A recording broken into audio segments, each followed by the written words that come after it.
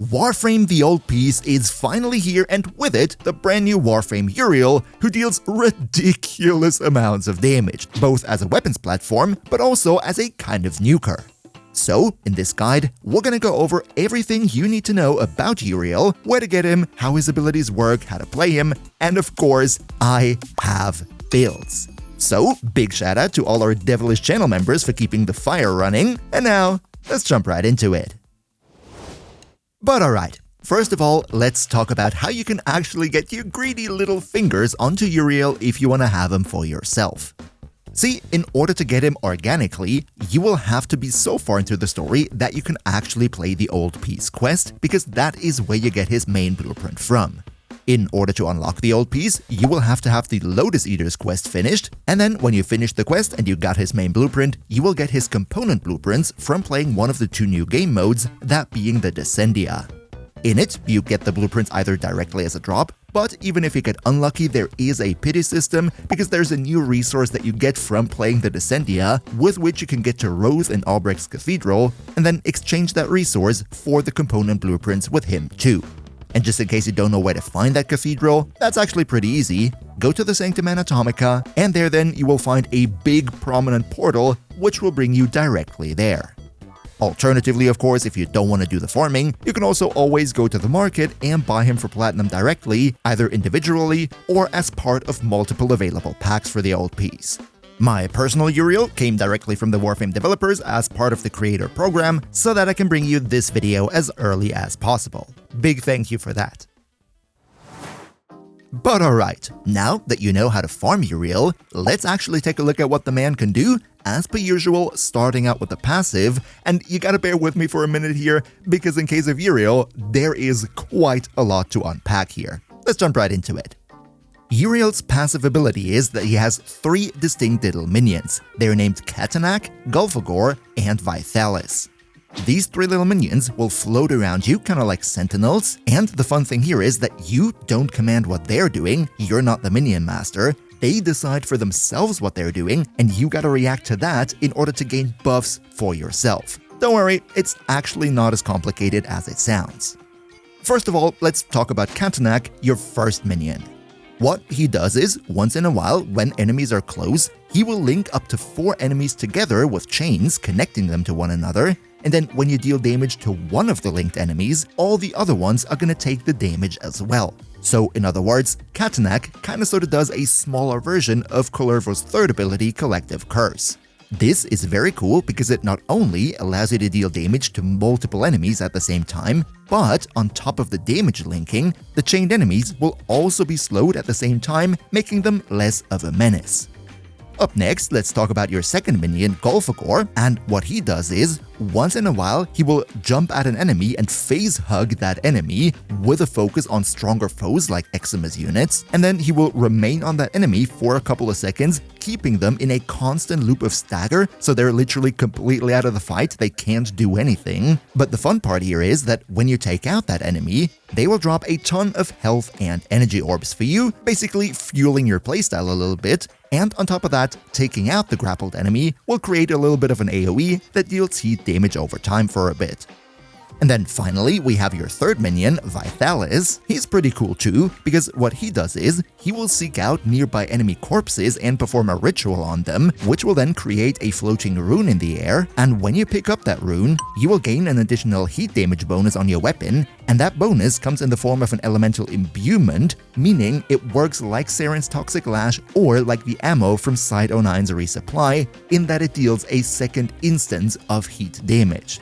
This is on the one hand very cool because it allows for specific synergies who want that type of damage, but on the other side it should be mentioned that Incarnon weapons have a different type of ammo system, so for those, this additional heat damage just does not work in their Incarnon form.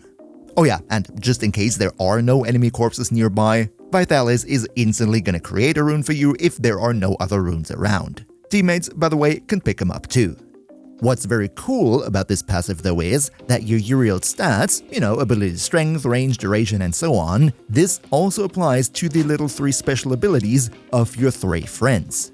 These would be the abilities for your 3 minions, and by the way, you also have a little HUD overlay here on the side that shows you the activity of your 3 minions plus how much health they have, and while they're floating around you, they will also distract the enemies a little bit, drawing a bit of enemy fire away from you. But okay, so much for the passive, let's jump into his actual abilities, starting out with skill number 1, which goes by the name Infenalis. What this one does is, you switch it on and then it has a set duration. Within that duration, there will be an AoE around you, and every enemy in that AoE will take heat damage over time, plus if you touch them directly, that heat damage will be much higher. Also, these heat DOT ticks have a 100% status chance, so they are very good at applying heat to enemies. But the main selling point here is that this ability allows you to do this kind of bullet flying around animation that we've already seen in the dev stream. The way you do this is, you need to be in the air and then do a dodge roll, and this will then bring you into this bullet flight mode.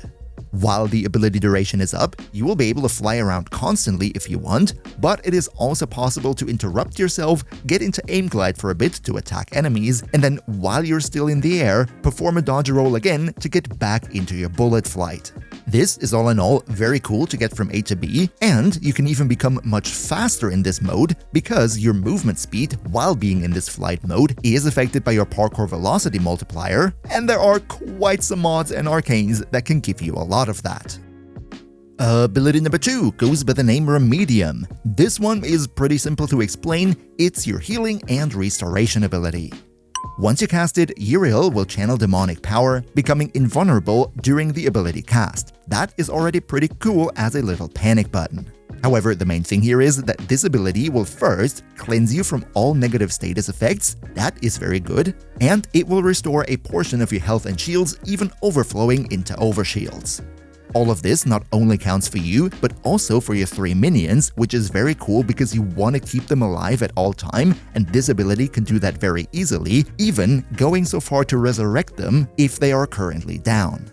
And just in case you're interested, this is Uriel's helmet ability, so if you subsume him, you can put this on any other Warframe, but it will have a bit of a penalty in the sense that it doesn't heal as much if used on other Warframes. Overall, I think it's not going to be that much of a groundbreaking helmet skill. Ability number 3 goes by the name Demonium, and this one is very interesting, especially if you want to play Uriel as a weapons platform, because what happens here is, you drain 10% of the health of all your minions, to then shoot out 3 split up demonic souls forward, which will then travel, bounce between targets, and apply heat damage as well as damage vulnerability in an AoE on impact. This is very cool because applying damage vulnerability is always welcome and makes it so much easier to take out enemies. And what's more, there's even a little ability synergy in the form that, while you are in your first ability, enemies that are hit by your Demonium souls that you're shooting out are set on fire, emitting a ring of fire that inflicts heat damage and status effect to nearby enemies too. And then last but definitely not least, we have Brimstone, his 4th and ultimate ability. This right here is where a lot of the damage that Uriel deals comes from. Now, first of all, very important to say here, this ability cannot be casted at will. It needs to be charged first. Now, how we're gonna do that? Well, you might have already noticed that there is a little bar under your minion UI on the right side of the screen. This right here is the charge meter for your ultimate, and the way you charge it up is by interacting whatever your minions are doing. So, for example, if you attack enemies that are chained by Katanak, that will give you charge. When you take out the foe that Golfagor is currently face-hugging, that will give you charge too, and picking up Vitalis' runes, you guessed it, will also increase the charge for your 4. So, in other words, if you want to use the Big Bada Boom ultimate, you gotta interact with your minions as much as you can.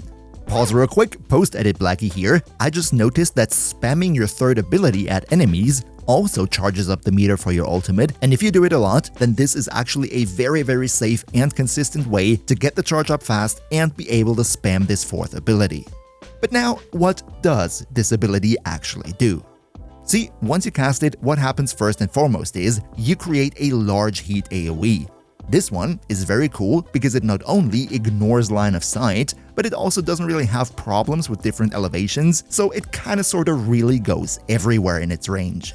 And then on the damage side, every enemy within this AoE will take heat damage per second over time. You're getting 2 of these heat ticks per second, and each and every one of them has a 100% status chance, and this is the big feature, with every heat tick, the damage per tick increases to a maximum of 10 times. So it's kind of sort of working like Protea's Blaze Artillery, with the heat damage getting stronger and stronger with every consecutive hit.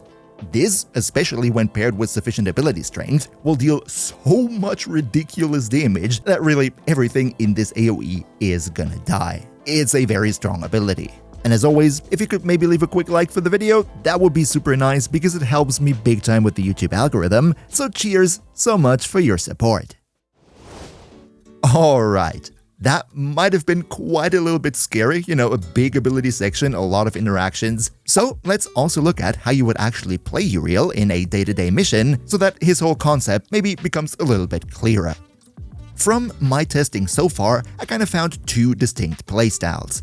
On the one hand, we have the more weapons platform focused playstyle, and then on the other side, a playstyle that goes more into his abilities and his caster side. For both of these playstyles, you kind of want to make sure to have your first ability on most of the time. The heat application is of course great, and also his, for lack of better term, spinny flight is quite good to get from A to B. Then his second ability is actually pretty important because you can not only use it to keep yourself alive, cleansing negative status effects, healing your health and shield and all, but more importantly, you use it to keep your little minions alive or resurrect them when they are down. This is specifically important for the caster playstyle because in order to charge up your ultimate ability, you need to interact with whatever your minions are doing, so if they're down and you can't do that, that delays the casting of your ultimate quite a bit, so the second ability is super important to keep them alive. And then the third ability is also important for both playstyles, but I personally feel that the gun buffer playstyle benefits a bit more from the damage vulnerability that you put out with this skill. And then finally, your big bada-boom ultimate deals ridiculous damage, of course. If you play him as a caster, then this is the main thing that everything revolves around. All of your other skills tie into this one to charge it up as fast as possible and deal ridiculous damage. However, if you play Uriel as a gunrunner, then I would actually make the argument that the fourth ability is not all that important in your kit, and you might potentially want to replace it with something else from the helmet, any other ability that you see fit.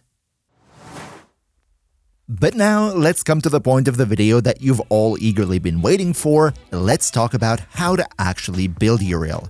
In this video, I have 3 different builds prepared. One of them is a more beginner-focused approach, because even though Uriel is only farmable a bit later in the game, I'm pretty sure there are also going to be a bunch of newcomers who find him really cool and get him for platinum, so I decided to include a build for them too. And then after that, I have 2 Steel Path builds, one focused on Uriel as a gun buffer, and then the other one as a big room nuking caster type. Let's though start with the beginner build, and this right here would be it.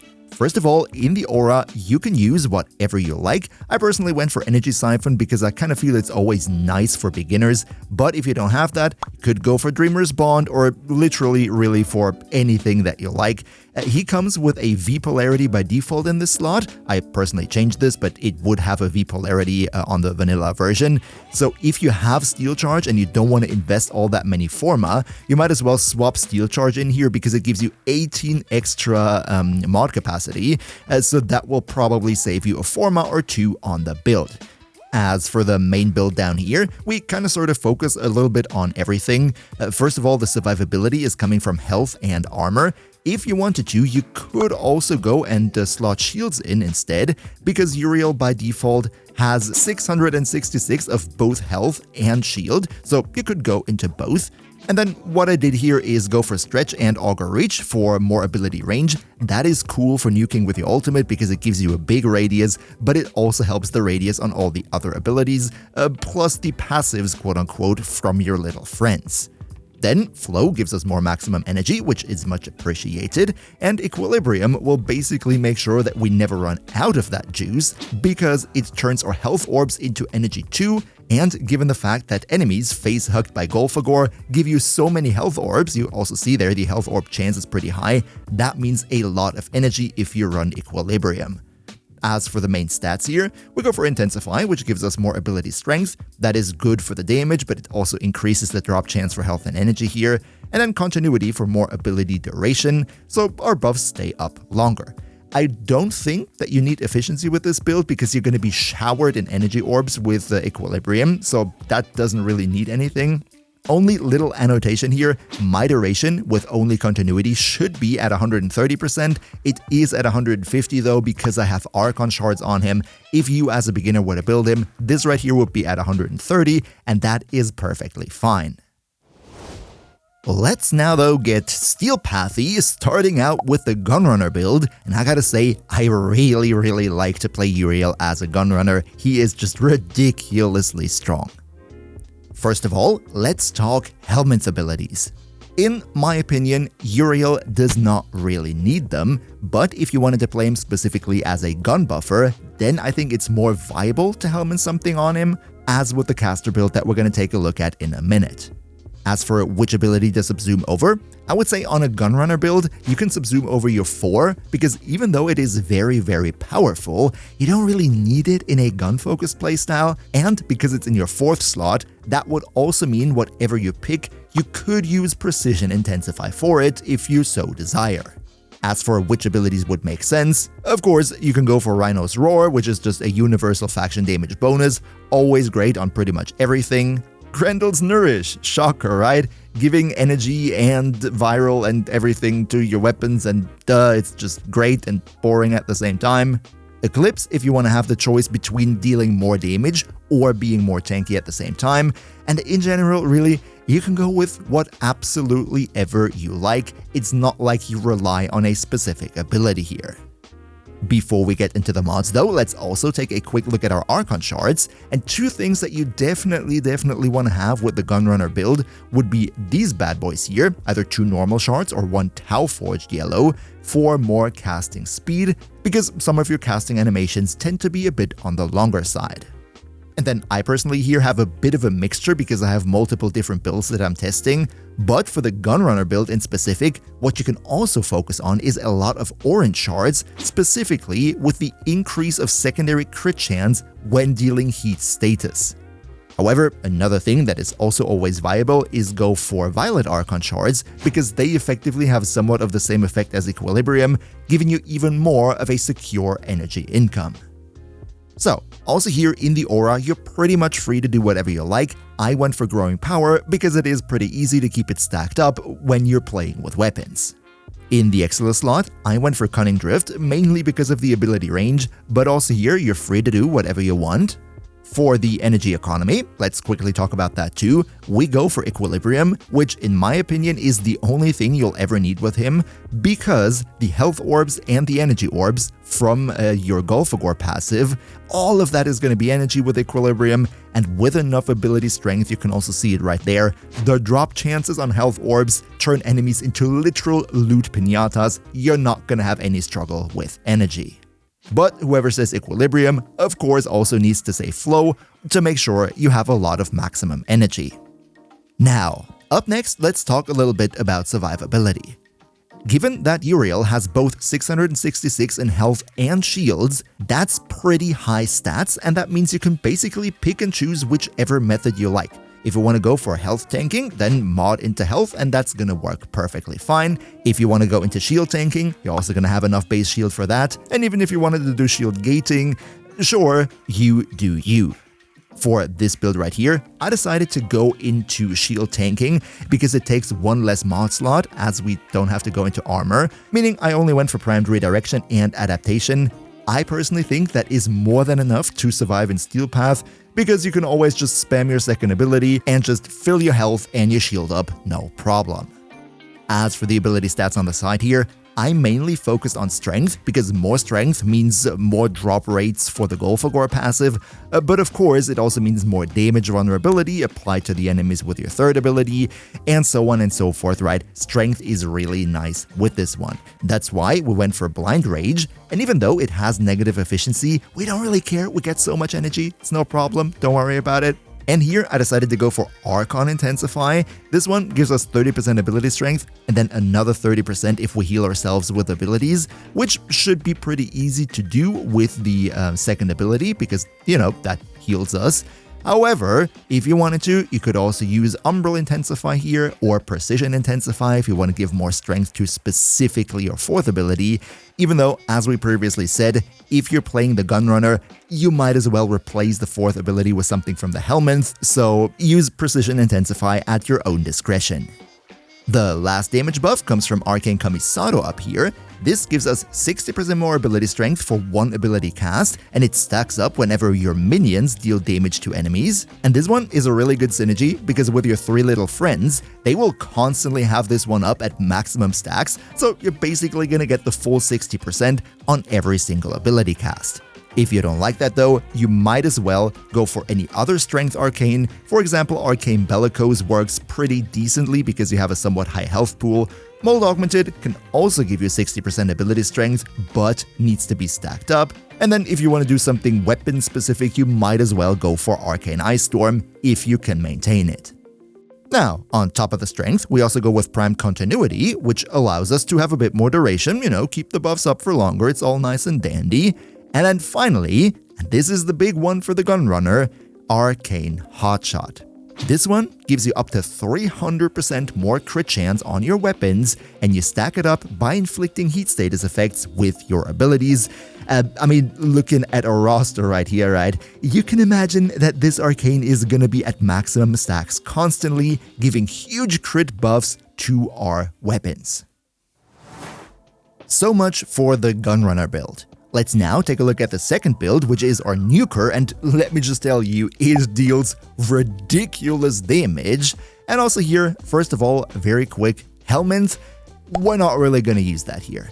If you really wanted to use a Helminth, you could maybe put it over your first ability. However, everything else is absolutely 100% needed for the build, and I'm personally fine to not use any Helminth on this one whatsoever. Also here with the Archon Shard, casting speed is even more important, and for the rest, you can do whatever you like. I went for more ability duration and, you know, the purple one, but this one is free and you don't really need to do anything specific. As for the mods, it does look somewhat similar to the Gunrunner build, but there are distinct differences. First of all, Aura is nothing specific, right? You go with whatever you like. Also for the Exilus, I went for Preparation because it's easier for me to record videos if I have full energy at the start of the mission, but you know, go for absolutely anything, it's okay. Energy Economy again, Equilibrium as well as Primed Flow, nothing new here. But because we're gonna spam a lot of abilities here, I went for Streamline, which gives us a bit more efficiency and makes sure that we're never running out of juice. Now, because this is the caster build, we want to have as much ability strength as possible, so we go for Archon Intensify, also here, Transient Fortitude for another 55%. I wouldn't recommend Blind Rage here because the negative efficiency might hurt our energy economy on this build, and then a whole lot more ability strength with both Arcane Kamisato as well as Mold Augmented for a total of plus 120% together. With this, we're gonna deal a lot of damage with our fourth ability. Now, what's also very important here is high range, because we want to make sure that the radius on the fourth ability is huge, so we go for Overextended and Stretch. And to make sure that it really burns, we're actually playing this one as a health tanking approach with Archon Vitality, because Archon Vitality doubles the heat status effects inflicted by abilities. This way, we're gonna deal so much heat with our 4, it's absolutely ridiculous. And if you also want to have a top 10 of the best Warframes in the entire game, then check out this video right here next. Another massive shout out to Niels V, Demon Lord Zell, Demon Emperor, Emperor Prime, Nas Linux Gaming, Turtle Pier, Underkane02, Skylar Bowser, Mihawki, Socrates the Almighty Rat, Leo Murasaki, Shadow Lockhart, Antares, Patrisator, Boomia1, Mr. Games Plays, Zave, Awindai, Zengen, and all other generous channel members for your continuous support. We see each other hopefully in the next one, and until then, as always, good loot.